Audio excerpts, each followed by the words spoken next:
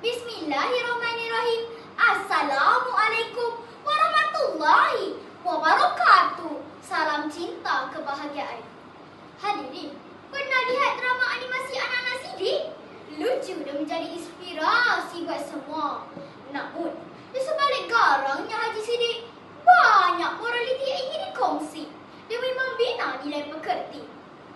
Bun, Alan, Ajib, Aman dan Adul, contoh generasi madani dari sebuah rumah yang penuh harmoni.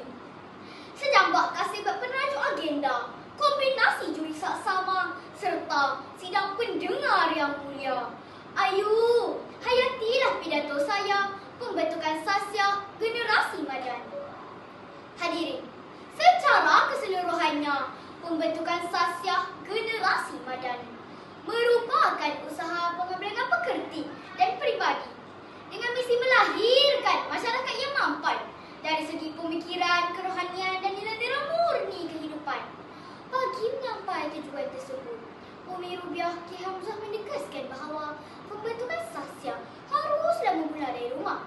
Oleh itu, 3 perbahasan ideal akan saya wujudkan.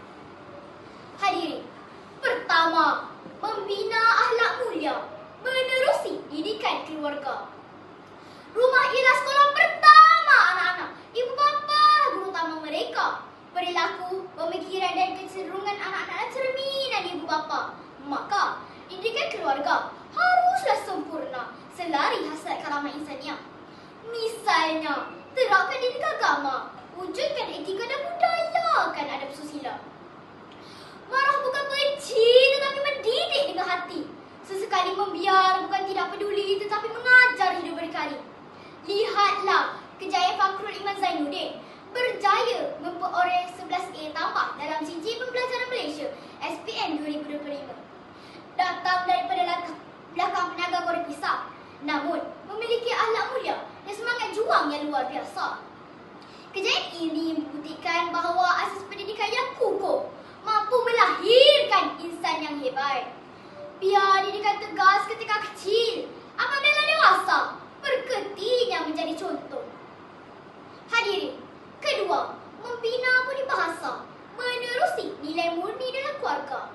Sejak dari kecil, ibu bapa sudah menerapkan pengamalan budi bahasa kepada anak-anak, seperti panggilan hormat, penggunaan bahasa serta beradab susila.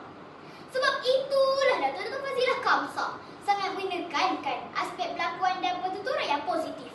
Jika budi bahasa tidak dibudayakan di rumah, alamatnya perang dunia dalam keluarga pasti berlaku. Tahun 2023 sahaja, terdapat 62,890 kes perceraian dilaporkan. Malangnya, 73% daripadanya berpunca dari rumah. Oleh itu, binalah budi bahasa dan keluarga agar sasah generasi kini lebih terjaga. Hadirin, ketiga, membina asas kepimpinan menerusi suri teladan. Sesungguhnya, anak-anak perlu terpimpin agar sasih terbentuk, masa depan terjamin.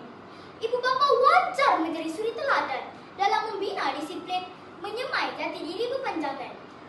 Laporan Majlis Keselamatan Negara tahun 2026 menyatakan kanak-kanak menghabiskan 3 hingga 4 jam sehari di hadapan skrin tanpa kawalan.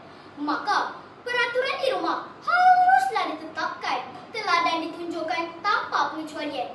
Jika dibiarkan berterusan, disiplin longgar, masa terbuang tanpa haluan. Oleh itu, ibu bapa haruslah berpimpin. Bukan sekadar kata-kata, tapi contoh nyata dalam pengurusan masa dan pergaulan.